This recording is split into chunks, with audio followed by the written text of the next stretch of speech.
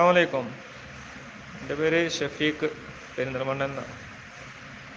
ഞാൻ എൻ്റെ ഉമ്മാക്കേ ഹാർട്ട് ബ്ലോക്കായിട്ട് 13 വർഷത്തോളമായി ഇവിടെ പെരിന്തൽമണ്ണ ഹോസ്പിറ്റലിൽ കാണിച്ചിരുന്നു.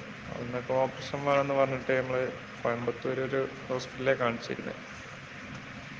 13 വർഷത്തോളമായിട്ട് അവിടുത്തെ മരുന്ന് കണ്ടിന്യൂ ചെയ്ത് പോവാണ്.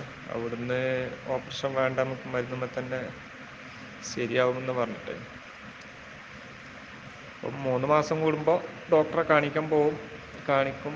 എന്നും കൊളസ്ട്രോളിൽ നമ്മൾ നോർമൽ ലെവൽക്ക് വരലില്ല, എപ്പോഴും ഹൈ ആയിട്ട് തന്നെ നിൽക്കൽ.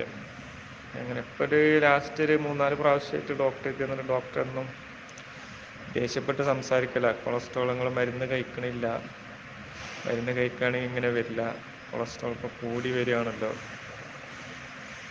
എന്നൊക്കെ പറഞ്ഞ് അങ്ങനെയൊക്കെ നമ്മളെ സാബിർ സാറൊക്കെ ഒന്ന് നമ്മളെ വെൽഹാർട്ടും സ്പർലിന് മേടിച്ച് ഫസ്റ്റ് ഒരു 3 മാസം കഴിച്ച് 3 മാസം കഴിഞ്ഞ് ഡോക്ടറെ പോയി കാണിച്ചു.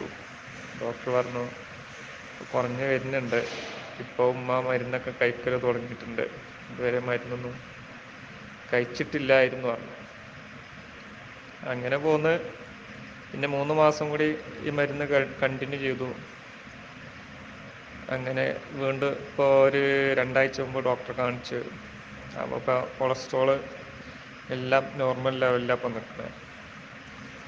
കൊളസ്ട്രോളൊക്കെ നന്നായിട്ട് കുറഞ്ഞ് ഇപ്പോൾ ഡോക്ടറും ഹാപ്പിയാണ്, നമ്മളും ഹാപ്പിയാണ്.